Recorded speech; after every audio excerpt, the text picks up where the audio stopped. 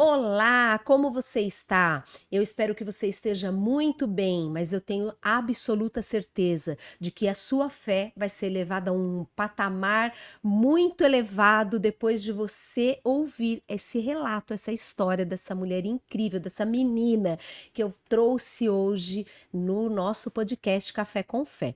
Eu sou Cris Bonano, a host desse programa, e eu vou conduzir essa entrevista para aquecer a sua fé. Então hoje nós vamos começar diferente, no outro formato. Eu já tô com um café quentinho, vou apresentar a Esther, que é uma lindeza, mas antes nós vamos brindar um café. Esther, seja muito bem-vinda, minha linda. Você me Obrigada. falou que ama café. Sim, Então já eu vamos começar amo. tomando café? Vamos. Prova. Maravilha, Que delícia. delícia, quentinho, porque você sabe que o café e a fé jamais podem se esfriar. Então, minha querida, coa sua xícara de café e vem comigo conhecer essa lindeza que é Esther. Esther é uma menina muito linda e que vai nos conceder a honra de contar o seu testemunho, seu relato de vida. Querida, seja muito bem-vinda ao Café com Fé. Você está na sala da tua casa. Se Obrigada. apresente. Quem é Esther? Obrigada. Então, eu sou a Esther, eu tenho 26 anos. Eu voltei recentemente de uma viagem missionária, né? Eu ainda não falo que eu sou missionária, mas eu fui como estudante missionária, né? Para Aham. aprender realmente a servir, né? No campo. Então, eu servi durante 1 ano e meio uma nação da Janela 10x40. E antes disso, eu também já tinha ido para uma outra nação, que eu vou falar, é o Iraque. Fui. Às vezes a gente não abre muito assim por conta da Aham. segurança, mas é, vamos abrir aqui para eu contar um Aham. pouquinho como é que foi, né? Então, atualmente eu sou psicóloga, né? Me formei em psicologia e atuo na parte organizacional da área. Uhum. Você é formada em Sou psicologia. formada em Uhum. psicologia. E aí você trabalha numa empresa em recursos humanos. Isso, E exatamente. aí, esse 1 ano e meio, você ficou onde? Esse 1 ano e meio eu fiquei na Turquia, servindo os refugiados sírios. Na Uau, Turquia. Esther. Antes de você contar, entrar na história propriamente dita, eu queria que você me contasse assim, como que começou essa coisa de fazer missões? Porque hoje eu trago aqui uma missionária. Ela fala assim: não, eu ainda não sou missionária. 1 ano e meio na Turquia, Uhum. servindo ali, você já é uma missionária, minha amada. Você já tem aí na veia missões. Mas Amém. como que começou? Isso foi na infância? Então, isso é muito louco, assim, porque Aham. quando eu tinha 17 anos, no meio de um retiro, eu tinha recebido uma palavra de Deus que era para mim ir para as nações. Mas conforme eu fui crescendo ali, quando eu fui fazendo meus 18, 19 anos, eu falei, eu acho que Deus esqueceu disso. Eu acho que Ah, não é para mim. E até quando eu fiz 20 anos, veio uma organização missionária da Coreia do Sul aqui para o Brasil. E ia ser a primeira vez que eles iam dar um curso sobre missões. ah. Então, o nome dela é Intercipi, né? Então, eles vieram aqui para o Brasil e naquela confusão, eu estava numa reunião que nem era para mim estar, e eu fui convidada para ir para esse curso de missões, né? Aham. E naquela reunião, quando eu estava ali, falaram assim: Ah, Esther, vamos, vai ser legal, vai ter um missionário que é de fora, eles vão falar. Aí eu falei assim: Ah, vamos, né? Eu quero conhecer, eu quero saber, né, do que se trata. E nesse meio período, aconteceu alguns eventos que eu não consegui ir. Não consegui ir naquele momento para conhecer. Só que quem foi a minha cunhada e o meu irmão. Os dois Ah. conseguiram ir. E nisso, daquela empolgação, a minha cunhada voltou falando assim: Esther, eu vou pra Turquia. Uau. Eu vou ir pra Turquia. E eu, naquela minha incredulidade, que não sabia nada, virei pra ela e falei assim: Olha, você me desculpa, mas eu não acho que é todo mundo que tem que ir. Falei assim: Eu acho que missões é um chamado muito específico de Deus. E a pessoa tem que estar assim, tem que estar assada. E aquele momento ela ficou muito chateada, mas ela não Ah. falou nada.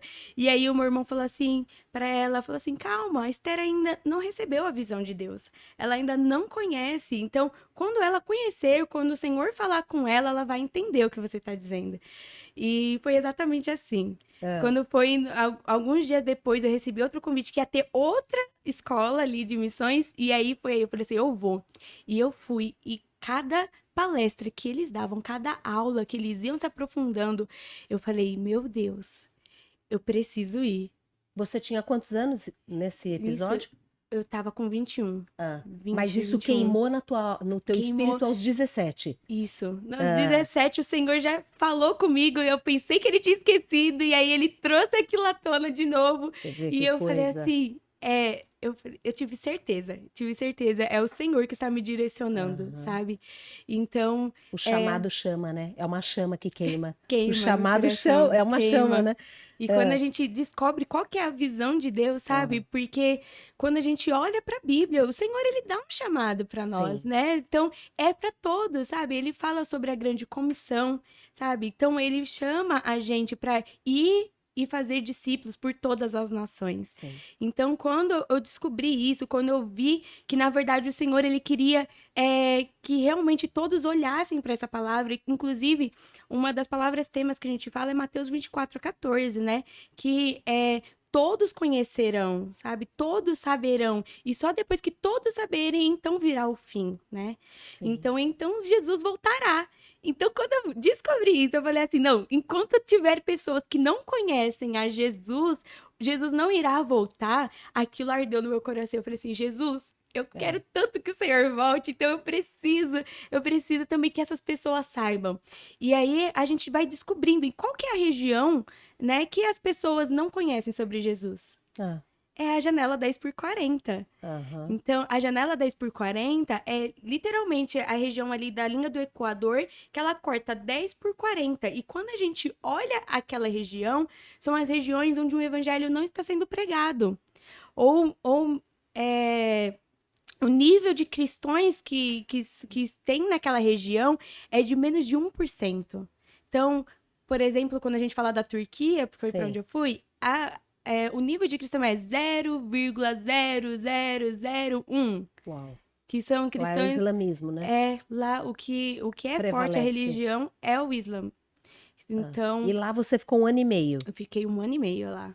Então, Aham. quando a gente olha para essa situação, eu fiquei assim, Jesus, onde estão as igrejas? Aqui no Brasil, foi um choque, assim, para mim, um choque. Quando você voltou. Quando eu voltei, não, quando eu fui na primeira vez, na verdade, Sim. foi um choque, porque eu olhei aquilo, aonde você pode estar parada aqui, onde você olhar, você vai ver 1, 2, 3, 4 mesquitas. E não tem igrejas. É. E quando a gente tá aqui no Brasil, a gente olha 1, 2, 3, 4 Para igrejas. todo gosto. Tem, É. exatamente. É. E assim, né, Esther, você falando isso, relatando isso, é incrível, porque lá são perseguidos, né? Uhum, Os cristãos que sim. abrem a boca para falar de Uhum. Jesus, eles na Turquia também tem Sim, perseguição. tem perseguição na Aham. Turquia. Inclusive, a gente não é. Quando a gente vai falar sobre evangelismo, não é o nosso evangelismo que a gente está acostumado aqui no Brasil. Sim, Então, a gente vai pra praça, a gente pega o nosso microfone e fala assim: sim. vem pra Jesus, Jesus está voltando. É. Não é Nós dessa temos forma. liberdade aqui. Não é. Então, aqui a gente pode pegar cartaz, ir pra rua, ou então pegar os nossos folhetinhos e distribuir. E lá a gente não pode fazer nada disso. Porque exatamente por isso. Se alguém pegar você pregando o evangelho dessa forma, você é Hum. levado para prisão. Simplesmente. Então, eu tive amigas que, inclusive, foram parar na prisão dessa forma. Então, elas não estavam nem entregando folheto, elas estavam falando sobre Jesus com uma pessoa ali na rua. Um turco viu de longe, achou esquisito, ele desconfiou e chamou a polícia para elas. Então, quando a gente olha Uau. essa Totalmente situação, fora da nossa é fora realidade, da né? realidade. Sim. E como que você fazia evangelismo? Lá a gente fala sobre relacionamento. Então a gente cria conexões com as pessoas. A Ah, gente vira amigo das pessoas. Então, quando a gente vai pra rua, a gente está ali, a gente olha e a gente pede direcionamento do Espírito Santo, falando: Senhor, quem o Senhor quer encontrar hoje? Com quem você quer falar hoje? O que o Senhor quer falar? E a nossa uau. oração, a gente vai pra rua e o Senhor, ele move as coisas. Sim. E a gente vai encontrando uma, vai encontrando outra pessoa, e a gente vai ali criando esse relacionamento com elas. E é muito legal, porque assim, a gente fala de uma nação perseguida e a gente pensa que são pessoas que são super fechadas, Ah, que vai expulsar a gente ou falar, mandar a gente embora. Mas quando a gente chega lá, que eles verem que a gente é brasileiro, eles se apaixonam. ah, Então, a primeira vez que eu fui pro Iraque, era uma coisa de louco. A gente saía na rua assim com uma bandeira do Brasil, as pessoas assim nas costas, as pessoas olhavam e falavam assim: "Vem pra minha casa. Vem pra minha Uau! casa. Eu quero você aqui. Por favor". E as pessoas, a gente parecia celebridade. Era muito engraçado. Brasileira, né? Parava a gente pra tirar foto e eu ficava assim: "Meu Deus, Ah, eu sou famosa e não sabia". Então, mas aí quando fala de Cristo, e aí, quando a gente fala de Cristo, a gente tem aquele baque. Então, a gente tem duas situações. Tem aquelas pessoas que estão sedentas, sim, sedentas do evangelho, sedentas de realmente de atenção, de ter alguém escutando elas ali. E então elas param, elas escutam, elas choram. Então, muitas das vezes, quando a gente parava, as pessoas que não conheciam a Jesus, a gente falava assim: "Jesus te ama". As pessoas choravam. Sabe? As pessoas choram por um Jesus te ama. E quantas vezes a gente não ouve um Jesus te ama e já tá banalizado aqui no sim, Brasil? E exatamente. quando a gente falava lá, era uma palavra nova. É. Era um, É um um refrigério renovo. para a alma Era um deles. refrigério. Então, a gente tem esses casos, mas a gente também tinha aqueles casos que as pessoas falavam assim, a gente falava: "Ai, você conhece Jesus? Ele é o Filho de Deus". As pessoas: "Não, não. Onde já se viu? Isso é pecado. Você não pode falar isso. É. Jesus não é o Filho de Deus". Mas eu imagino, né, no coração dessas pessoas que cresceram e nasceram ouvindo sobre o Islã, ouvindo sobre Maomé, e o Jesus deles, que eles conhecem, é um profeta. Então, quando alguém chega falando que Jesus é o Filho de Deus, a primeira reação que ele vai ter é Sim, essa, sim. sabe? Então, onde você ouviu isso? Não, isso não é verdade. Aham. Então, quando a gente ouvia isso, meu coração, ele se enchia de compaixão pelas pessoas, e eu falava: Senhor, tem misericórdia delas, sabe? Senhor, mostra quem o Senhor é, mostra o seu poder, o seu amor. O Senhor é aquele que morreu na cruz por elas. E elas nem ao menos sabem disso, Hum. sabe? Elas nem sabem disso, elas nem conseguem entender essa profundidade. E de fato, né, Esther, o que vocês levam quando a gente fala assim, as boas novas, é o que você falou, tá tão banalizado aqui as boas novas de Cristo, mas lá é uma boa nova, né? Com certeza. Lá é uma boa nova, Uhum. porque isso é, eles não ouvem, e o cansaço da alma é tão grande que quando ouve, chora e se derrama e fala, não, Jesus me ama, né? Como assim? Eu não sou amado, porque Sim.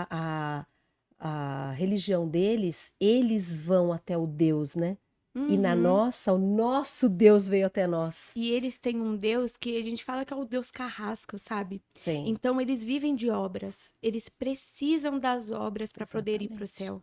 Então, se eles não forem, o Deus deles vai castigar eles. O Se eles não nosso, fizerem o fazer a nosso obra. tira o fardo, não é o nosso, né? O Deus verdadeiro, ele tira o fardo, Uhum, né? uhum. Ele tira o fardo das nossas costas. Sim, Então, quando essa novidade chega lá, é de fato uma novidade. é. E aqui é banalizado. O que que você atribui à banalização do evangelho no Brasil, Esther? Você tem assim um conceito para dar assim, por que que as igrejas estão tão falhas e o porquê está sendo tão banalizado o evangelho no Uhum, Brasil? sim. Na Bíblia fala que nos últimos dias o amor de muitos iria se esfriar. Então, eu acredito que o que a gente vive no Brasil hoje é exatamente isso. A gente esquece Hum. quem é aquele que nós servimos, que é o nosso noivo amado.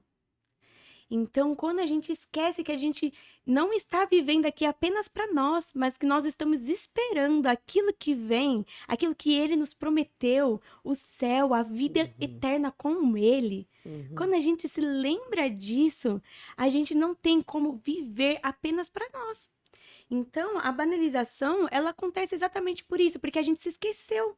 Se esqueceu que a gente está aqui esperando o noivo e que a gente tem que viver esperando o noivo e buscando a ele, buscando Sim, a volta, apressar a volta dele. sim. Enquanto a gente continuar vivendo para nós mesmos, dia após dia, pensando apenas em nós, esse amor vai se esfriar. Uhum. Porque nada que vem dessa terra consegue nos aproximar de Deus E dessa nos forma. completar, E né? nos completar, e nos Uhum, agarrar a Ele. Senão a promessa dele, sabe? Que ele voltaria. E até uhum. então ele estaria conosco, até isso acontecer. Então, quando eu olho para o Brasil, eu sei que a gente é um celeiro de missionários e que nós, a cada dia que passa, o Senhor ele tem levantado mais missionários para e realmente um novo avivamento tem acontecido. Então a gente tem visto, por exemplo, o Descende, que aconteceu alguns anos atrás, porém, o Descende, ele aconteceu e eu gosto muito do movimento, eu amo esse movimento. E a gente foi ver na verdade, o que aconteceu depois do Descende, né? Então, a gente viu que 170 mil pessoas se comprometeram, levantaram os sapatos ali, né? Se comprometendo a ir para as nações. Mas o que é o Descende? É o ministério? O Descende é um movimento, na verdade, que ele acontece de alguns anos em algumas nações para levantar envio, né? De missionários ou de cristãos que estão comprometidos com o Senhor. Isso então, em todo o mundo? Em todo mundo. E daqui saiu muito? E aqui no Brasil aconteceu, acho que foi em 2020, se eu não me engano, que aconteceu o Descende. Só que quando a gente olha para a estatística, depois do que aconteceu, a gente olha e fala, aonde estão os 170 mil, né? Aonde estão os 170 mil? Então, eu creio que o Senhor, ele está trazendo um novo avivamento e tem despertado as pessoas. E a minha oração é para que realmente o Senhor, ele venha despertar esses 170 mil que se comprometeram, sabe? Se comprometeram e depois deixaram o arado. Exatamente. Olharam para trás. E eu acho que é exatamente por isso, porque a gente vai no dia com o coração fervendo e depois a gente volta à nossa rotina. A gente volta a olhar para as coisas e eu sei que a vida é corrida, principalmente a gente que é daqui de São Paulo, a gente sabe que é uma hora a gente tem que ir para o trabalho, a faculdade, e as crianças, os filhos, a família. Então, enquanto a gente não estiver olhando, sabe, para a promessa do Senhor, que Ele irá retornar, e a gente estiver buscando com o coração sedento a isso, a gente vai continuar se esquecendo daqueles sapatos levantados, a gente vai continuar se esquecendo da nossa confissão para o Senhor, sabe? Que triste, né? Que triste. As estatísticas dizem, né? Nós somos 212 milhões, salvo engano, 212 milhões de brasileiros, 67 milhões professos cristãos. Então, se a gente fizer uma matemática aí que eu não sou boa, se cada cristão fizer 3 discípulos, falar de Jesus para 3 pessoas, ganhamos o Brasil. A gente não faz isso, Esther. A gente não quer perder tempo, né? Olha só, você foi para nações, você foi para o Oriente Médio. Você imagina dentro do Brasil, se cada um que professa ser cristão se comprometer com 3, o Brasil estaria ganho para Cristo. Então, realmente é isso, a gente larga a mão do arado, não é? Sim. Larga a mão do arado, olha para trás e aí tá desfalecendo. As pessoas, eu vejo pouco movimento de missões nas igrejas. Eu tenho visto pouco, mas você vir aqui acende uma chama de esperança. Quando você diz que 170 mil jovens tiraram o sapato, por quê? Na verdade, foi um ato profético. Um ato profético. Um ato profético de ir para as nações. Então, você levantar e entregar para o Senhor os seus sapatos. Então, onde o Senhor me enviar, eu irei. Então, foi um ato profético. Mas, de repente, nesse ato profético, lá na frente, se é chamado, é uma chama que vai arder. Essa é a minha oração, para que o Senhor, ele realmente traga esse reavivamento para o coração dos jovens brasileiros, sabe? Porque, como eu disse, a gente tem muito potencial. A gente é um país enorme, como você disse, quantos cristãos nós não temos aqui. E quando a gente olha para o Brasil, a gente vê que tem muitas igrejas. Então, é difícil uma pessoa não conhecer a Jesus. É difícil a gente olhar aqui para o Brasil e ver uma pessoa que ainda ninguém chegou nela e falou, Jesus te ama. Ou o Senhor Jesus, ele morreu na cruz por você. De alguma forma já ouviu. De alguma forma esse evangelho chegou. Mas quando a gente olha, por exemplo, para essas nações que estão no Oriente Médio, nem se eles quiserem, eles têm acesso. Meu Deus. Não tem um lugar que vende a Bíblia. Na internet é bloqueado. Não é assim, eu vou estar lá na internet, um dia eu vou saber sobre Jesus ocasionalmente. Não tem. Eles não têm acesso a isso. E aí eu lembro daquela palavra que fala em Romanos, né? Então, como eles ouvirão se não tem quem pregue? Perfeito, eu pensei nisso também.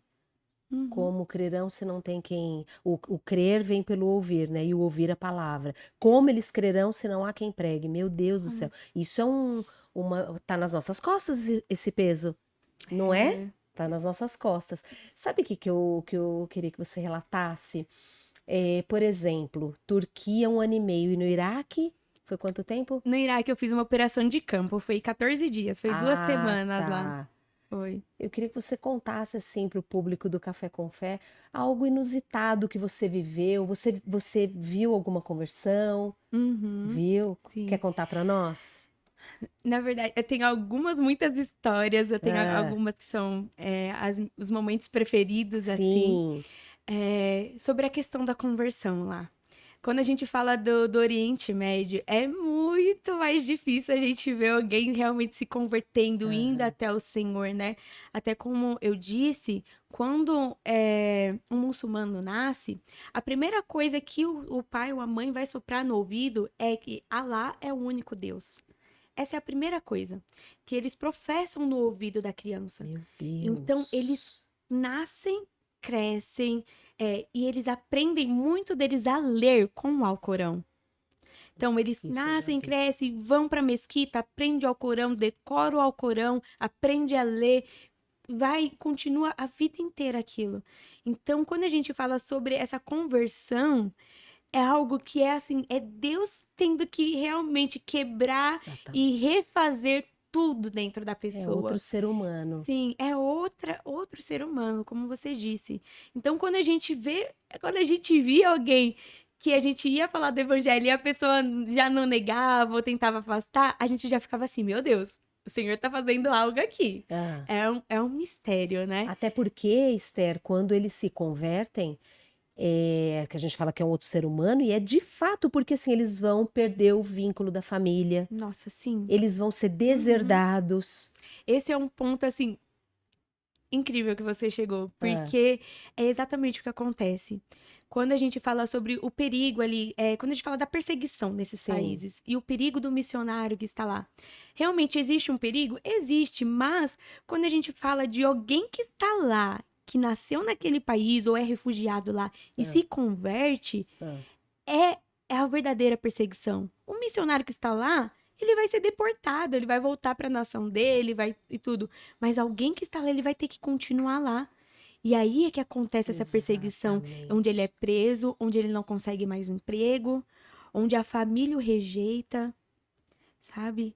Aham. Então, como eu servi os refugiados sírios lá, a gente encontrava pessoas que estavam muito quebradas, sabe? Cada um que a gente serviu tinha uma história de como eles chegaram até a Turquia.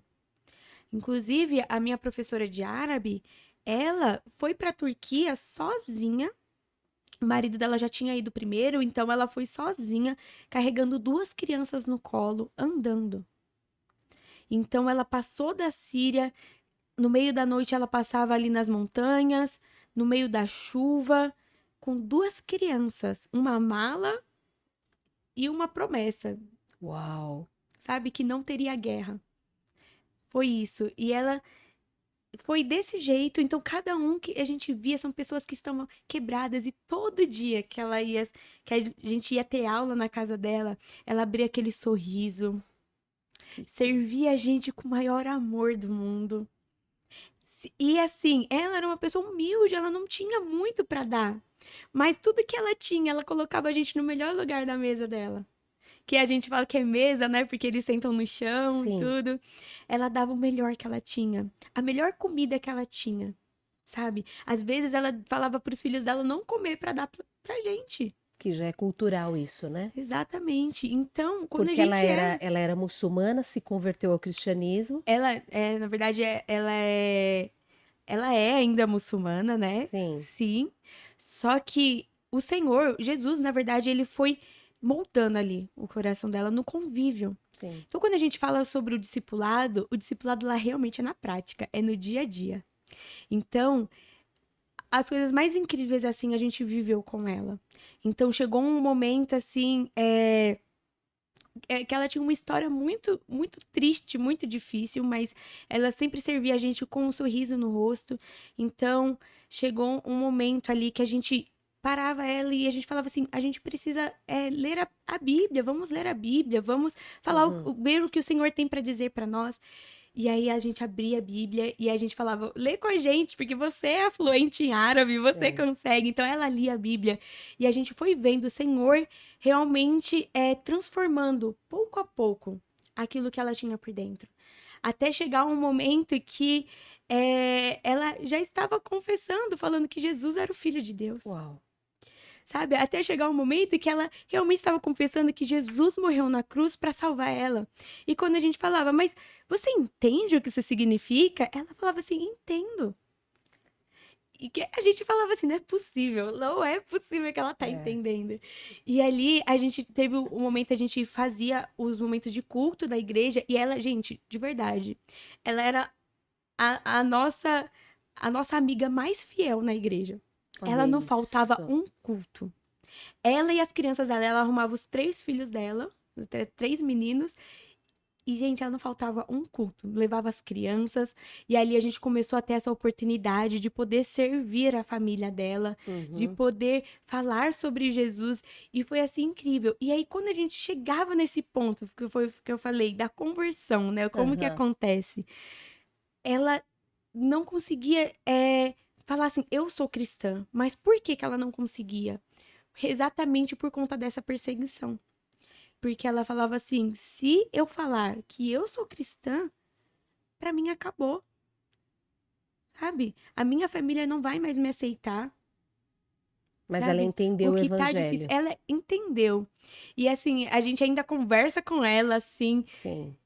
e a gente fala com ela, e mesmo de longe, a gente vê essa transformação que teve E em dentro vários dela. outros. E em vários outros. Aham. E a gente consegue ver isso, como Jesus é incrível e como ele foi tocando. Então, um dos momentos preferidos que eu tive também é que quando Hum. a gente fazia a igreja, a gente separava a salinha das crianças, né? Hum. E ali a gente vê como as crianças estão prontas, assim, para receber o Sim. evangelho e como elas são puras mesmo e como elas recebem. Então a gente falava ali, teve uma das aulas que a gente falou sobre a filha de Jairo, foi esse o Aham. tema, sobre como Jesus ele tocou e curou ela e que ela trouxe ela pela a vida novamente. E a gente teve essa aula, e na aula seguinte, uma das crianças, ela veio e ela estava doente. E mesmo assim, a mãe dela levou ela para a igreja e a gente É. estava lá.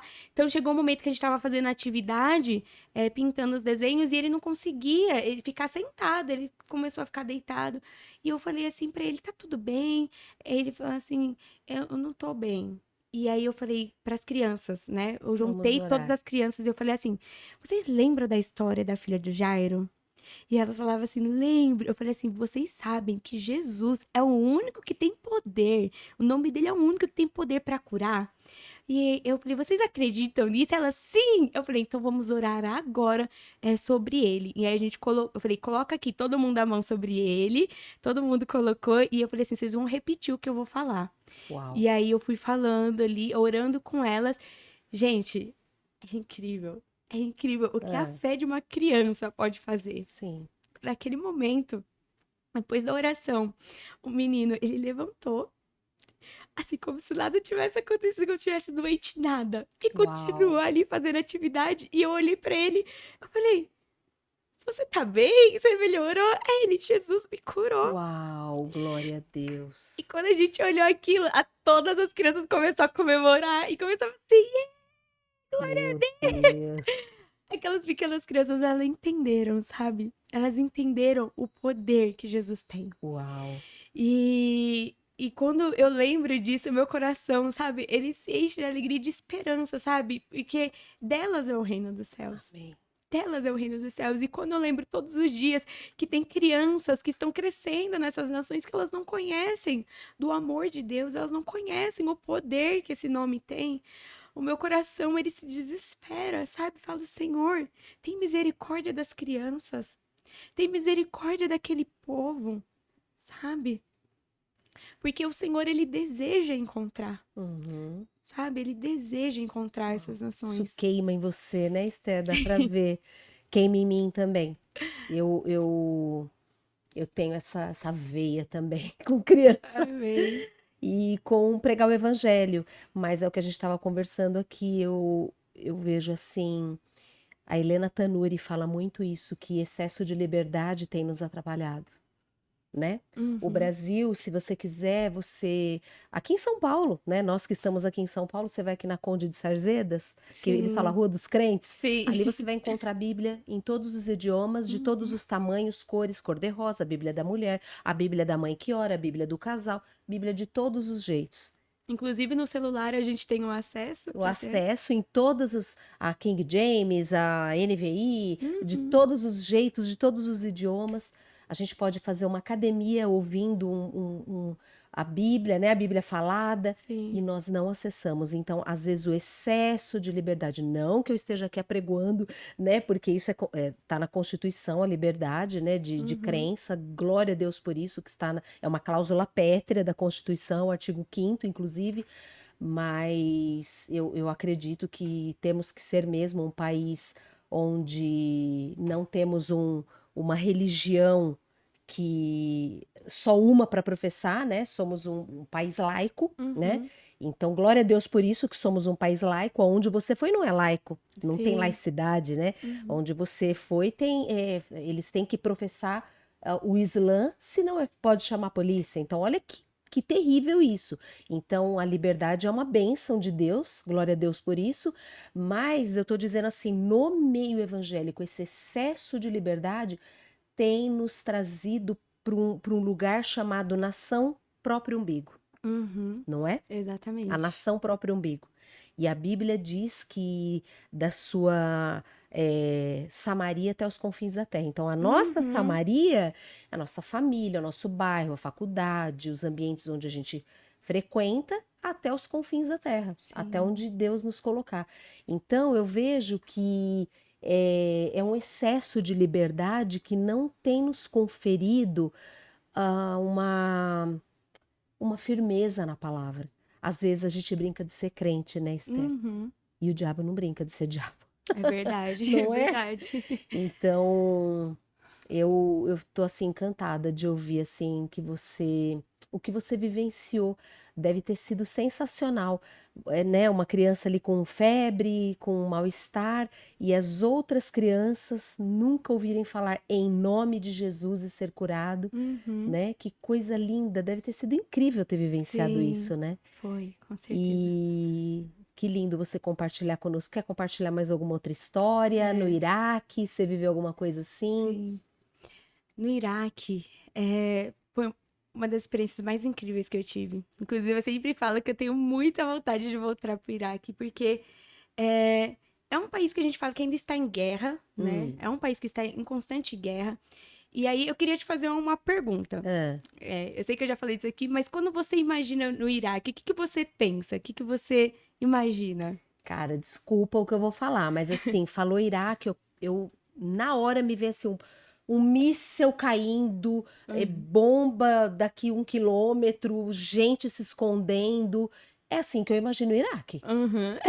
É o que a mídia É mostra, o que a né? mídia mostra, exatamente. Acho que esse É, é o ponto. aham, Nossa, no Iraque foi uma das experiências mais incríveis que eu tinha. Eu vou ah, falar pra você que era exatamente como eu imaginava também. ah. Só que no Iraque foi onde eu vi um dos pôr do sóis mais Uau! lindos da minha vida, sabe? Eu amo o Que pôr do sol. sim, e quando eu cheguei lá, exatamente quando a gente pisou lá, estava nessa, foi essa imagem que a gente teve um pôr do sol e a gente olhou aquela é, a criação do Senhor mesmo, e a gente falou assim, gente, essa é uma terra que o Senhor deseja estar, sabe?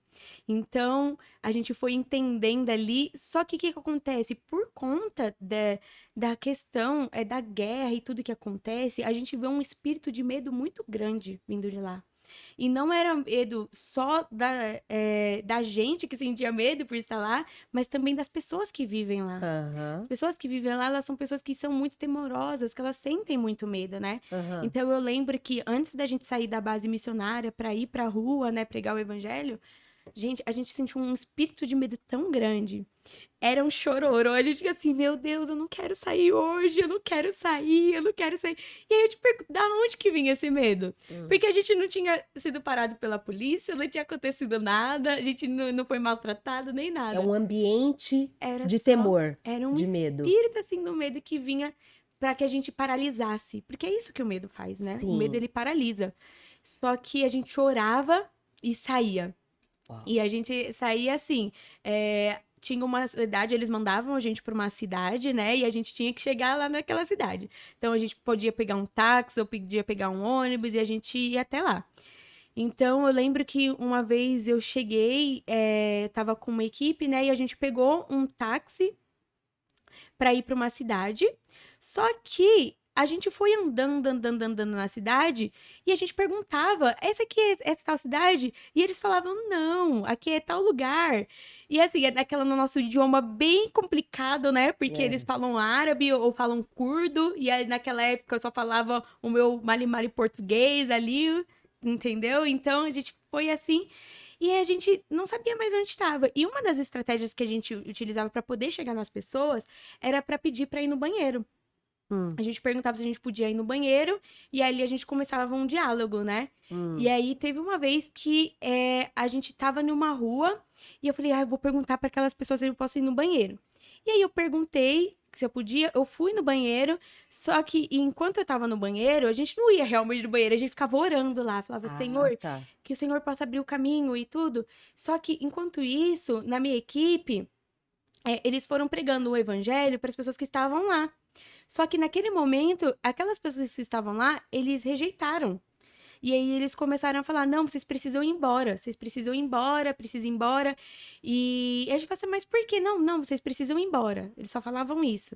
Eles não tratavam a gente mal, tiraram foto com a gente, deram água e tudo, mas eles falavam: você precisa ir embora.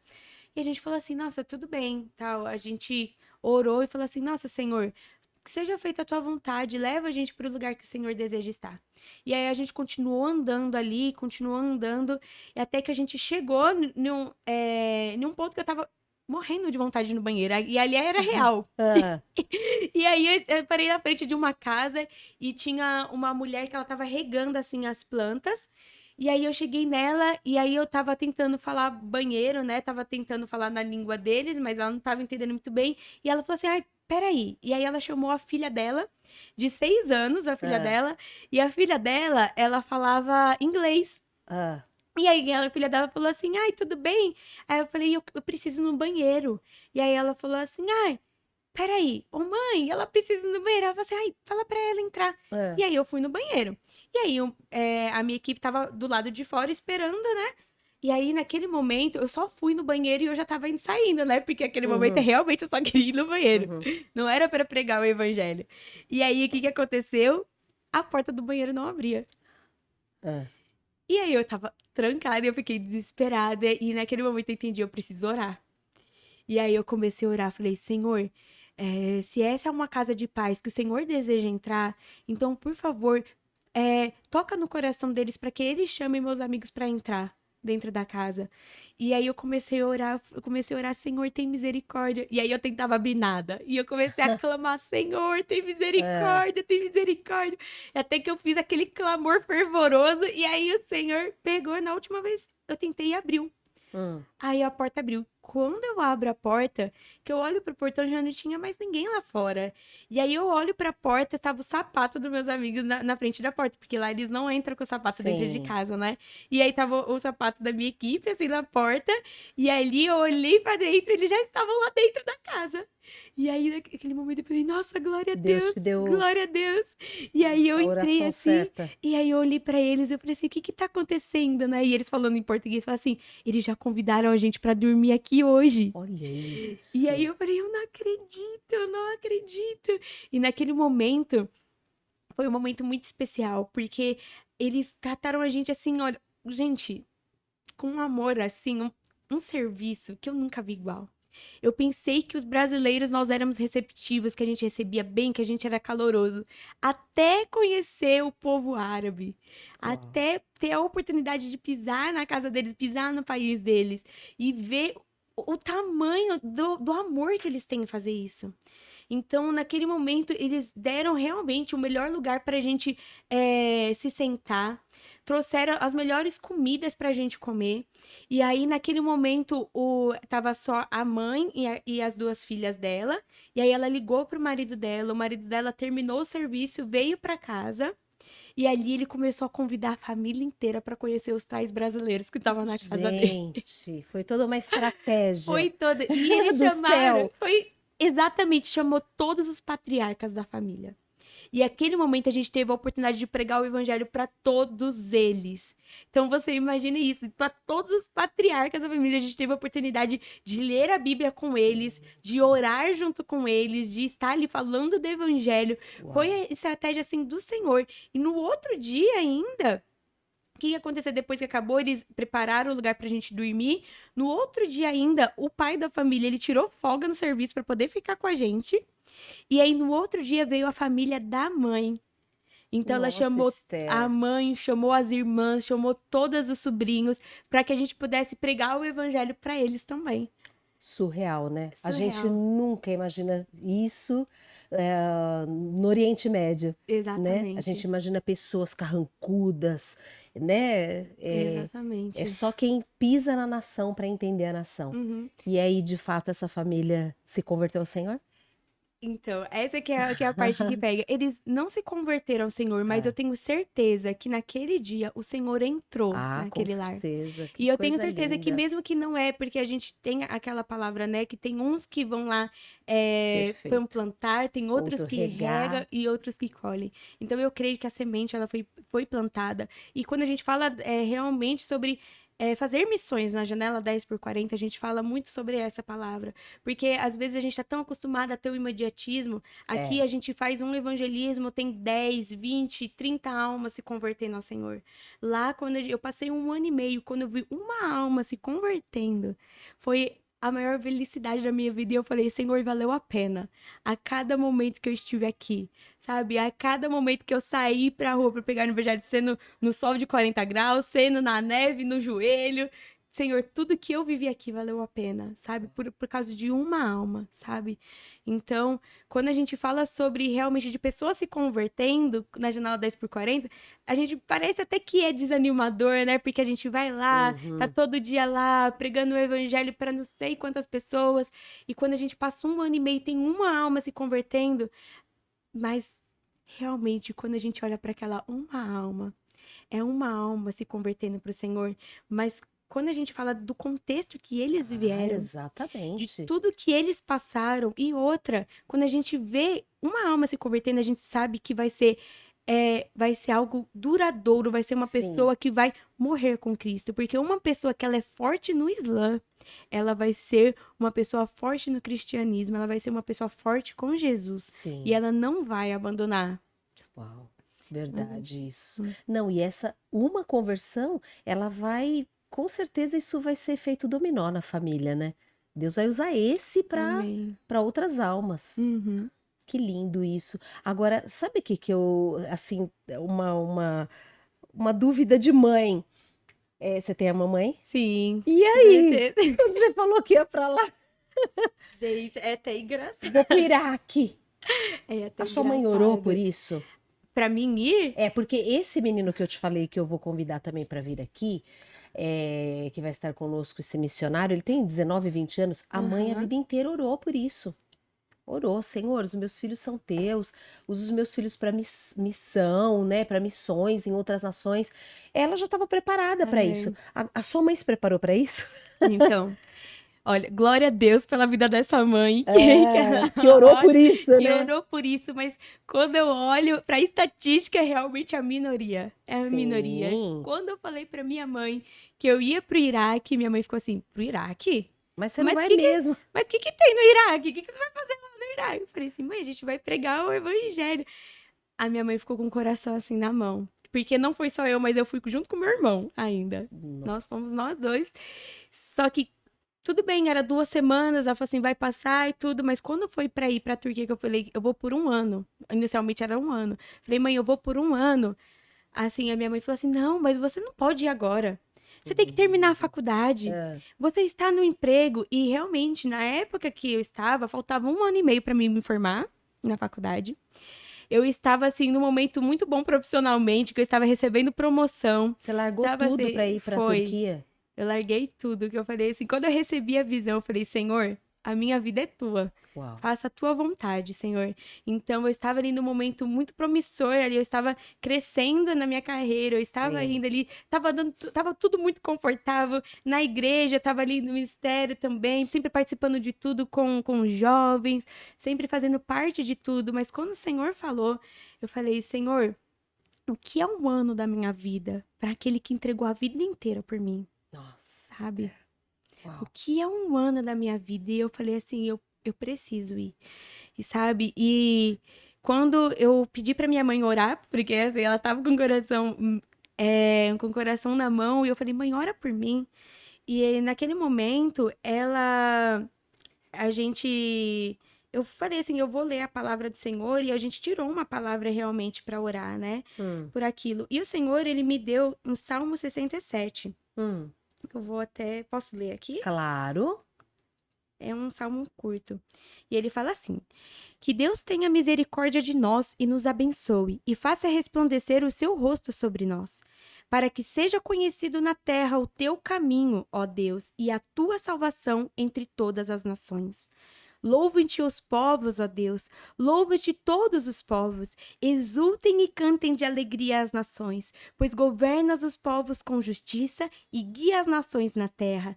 Louvem-te os povos, ó Deus, louvem-te todos os povos, a terra deu a sua colheita, que Deus, o nosso Deus, nos abençoe, que Deus nos abençoe e temam a Ele os confins da terra. Uau.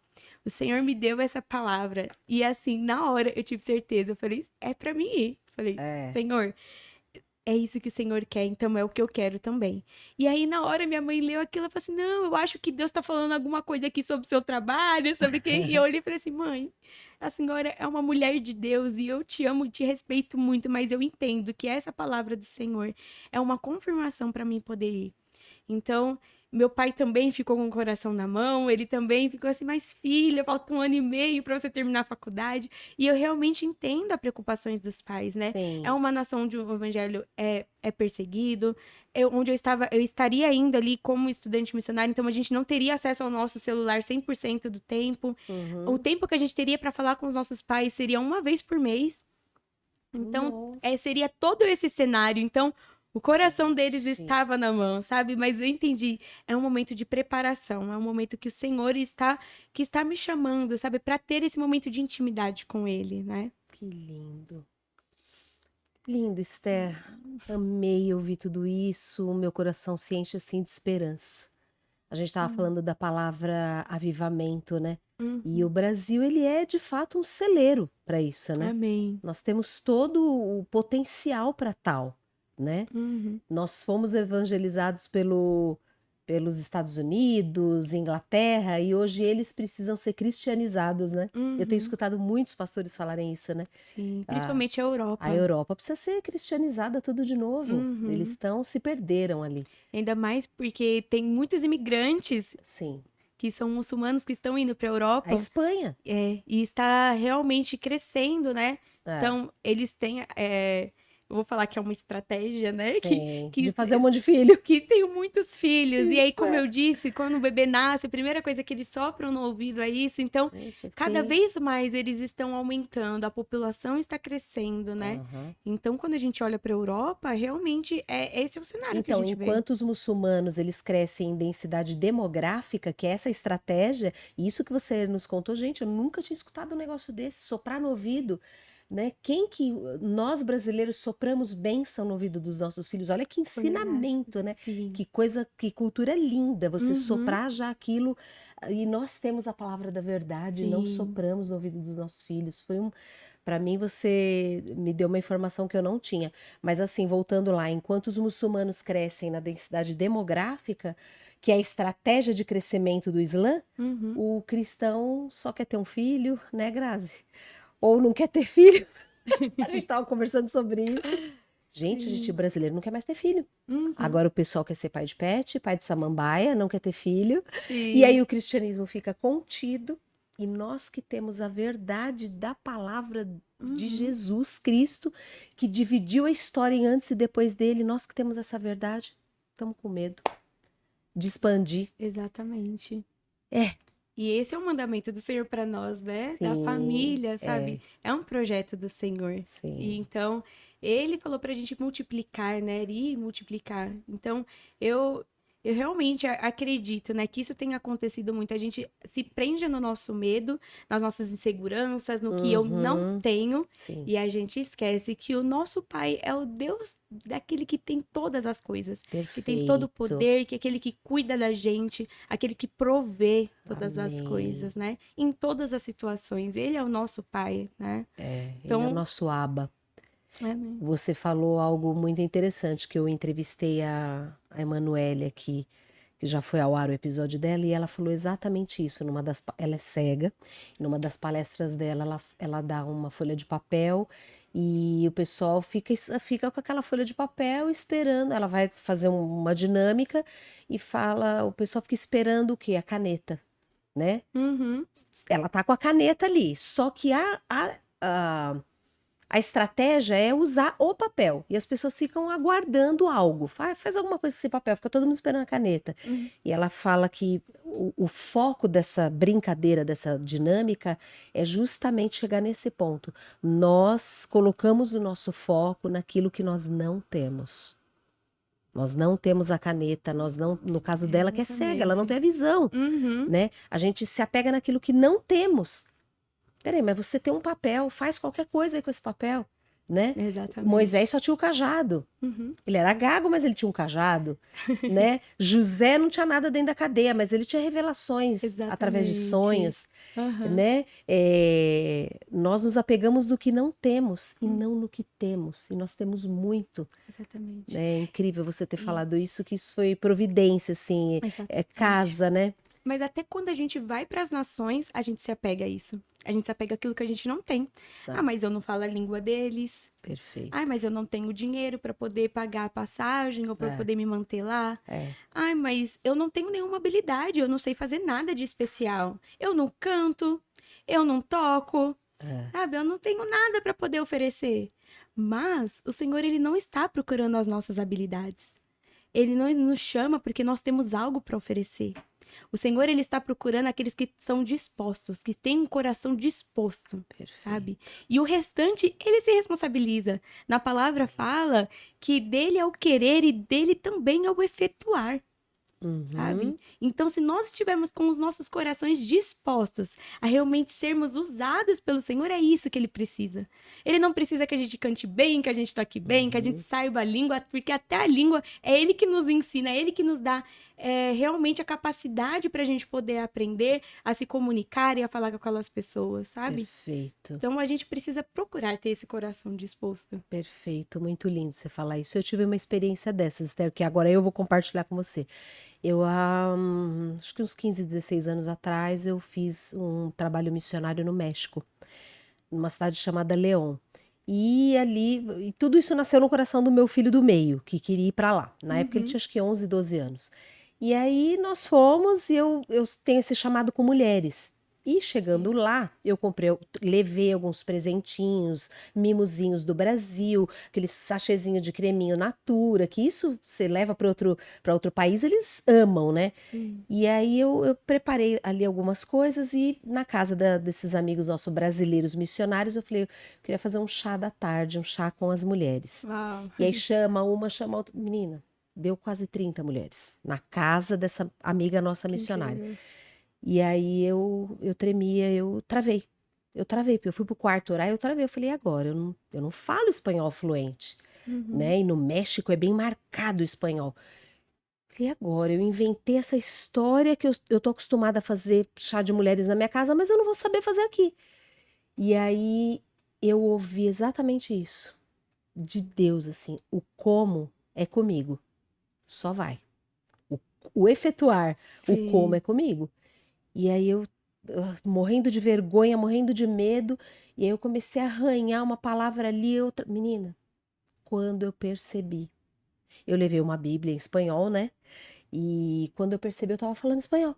Uau, Eu tava falando uau, espanhol, glória a eu me Deus. fiz ser entendida. Uhum, Claro que teve palavra que uma ou outra que a gente não sabe falar, e quando eu sim, fui não tinha o Google Tradutor, não tinha ali o acesso, a tecnologia que nós temos hoje, mas assim, foi maravilhoso, eu me fiz ser entendida, a Uhum. palavra de Deus foi pregada, Amém. Glória a e a Deus. gente, quando acabou, eu falei, meu Deus do céu, a gente se apega realmente naquilo que nós não temos. O idioma não é o fator impeditivo. Não, Não é. exatamente. O Tem fator, muita gente que me pergunta sobre o isso, fator mas não é. impeditivo é você não.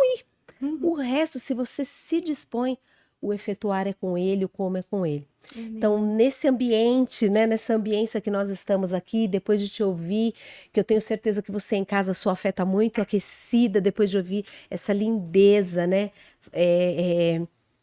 Uma menina tão nova, né? Uma jovem, foi mais jovem ainda, né? Para uma nação de perseguição. Eu tenho certeza que a tua fé assim elevou a um outro patamar, né? Eu quero que você fale, olhando para essa câmera, para quem está nos ouvindo, uma mãe ou uma jovem, o nosso público é muito mais feminino, ou para essa pessoa que vai acessar esse episódio. Se você tiver que, saindo do teu coração, uma palavra para essa pessoa fazer missões, seja em outra nação, na janela 1040, ou seja ali no bairro, o que você falaria para essa pessoa que está nos ouvindo, Esther? Tem uma frase que eu gosto muito, que é dessa organização missionária que eu participo, que ela fala assim: nós obedecemos e Deus faz história, sabe? O que o Senhor ele está buscando hoje de nós é realmente um coração disposto, realmente disposto a obedecer o chamado que ele tem. E como eu já disse aqui, o chamado que ele tem, ele não é isolado, sabe? Mas ele tem esse chamado para todos nós. Então, se você tem isso no seu coração, queimando essa vontade, você pode ter certeza que é o que o Senhor quer para você também. É o que o Senhor quer. A vontade dele é de encontrar com essas pessoas, encontrar com esses corações. Mas como ouvirão se não tem quem pregue? E como pregarão se não tem quem envie? Então o Senhor, ele está esperando esse passo, sabe? Esse passo de fé. Que nós estamos no café com fé e o Senhor, ele realmente espera esse passo de fé para que ele possa fazer, porque dele é o querer e dele também é o efetuar. E quando a gente se colocar disposto para aquilo que ele tem, pode ter certeza que ele vai movimentar as coisas, ele vai mover as coisas. E assim como foi com a minha vida, quando eu vi as coisas destravando na minha frente e eu fui vendo cada vez mais que o Senhor era o que ele queria, assim eu também sei que será na sua vida, sabe? Eu conto isso realmente para que isso não possa apenas motivar o seu coração, mas que possa destravar na sua Amém, vida. Que o aleluia. Senhor, ele realmente possa entrar com providência e com a certeza no seu coração de Amém. que ele tem a vontade de encontrar essas nações e que ele quer usar você para isso. Amém. Amém. Amém, aleluia. Que linda, Esther. Muito obrigada. Eu quero te presentear com o café com fé. A gente já tomou o cafezinho no início e agora você ganha o café com Posso abrir? fé, claro. Ai, que lindo! Aí você no seu momento, porque tem uma frase que eu falo que eu amo Jeremias, o profeta Jeremias, então eu sempre uso Lamentações 3:21, que é no meio do seu caos você parar e se lembrar, né? Do Sim. Deus que cuida de nós, né? Devo trazer à memória tudo que nos traz esperança. Então eu tô sempre falando isso nos episódios. E Amém. aí a paradinha pro café é um momento. Todo brasileiro ama café. Aliás, o café ele é a segunda bebida mais consumida no mundo, né? Sim, Então, a hora que você tiver lá eu no na amei. sua Nossa, muito paradinha, cheiroso. muito, né? Ele Muito! foi torrado hoje. Nossa, Ele eu foi torrado e amei. moído hoje. Então, que você faça esse pit stop, lembrando de todas as coisas de tudo que Deus fez por você até aqui, onde o Senhor colocou já os seus pés e que você continue seguindo Amém. e alcançando nações, que a tua vida seja essa vida entregue ao Senhor. Amém. A sua beleza externa também reflete o que está aí dentro de você, esse amor por missões. Então, eu quero até declarar sobre a tua vida, Amém. né, como uma palavra profética, que o Senhor é contigo, varoa valorosa, Amém. viu? Amém. Amei te ouvir. Eu também Amei, amei. amei estar com você. Enche o meu coração de alegria saber que ainda tem pessoas que queimam pelo pelo reino de Deus e por avançar. É o que você falou, que falou alto no meu coração. Senhor, o que que é um ano e meio perto da tua vida que o Senhor entregou para mim na cruz do Calvário? Você ministrou meu coração, Esther. Então eu declaro sobre a tua vida bênçãos do Senhor Amém. e que os teus pés vão pisar em nações, pessoas vão se converter ao Evangelho Amém. e o dia que você chegar diante do nosso amado, nas bodas do Cordeiro, as tuas mãos vão estar cheias, a tua cesta vai estar cheia, Amém. cheia, muitos frutos que você vai levar através da tua vida. Viu? Amém. Deus te abençoe, te amo até depois do fim, Amém. tá Glória bom? a Deus. Deus te Obrigada. abençoe. Para você que nos acompanhou até aqui, que eu tenho certeza que a tua fé está pegando fogo, muito obrigado por estar conosco. Compartilha dessa história maravilhosa, ativa o sininho, faça parte desse canal que é para isso que nós existimos. Esse canal só existe para isso, para aquecer a tua fé. Muito obrigado, que Deus te abençoe. Nos vemos no próximo episódio. Tchau!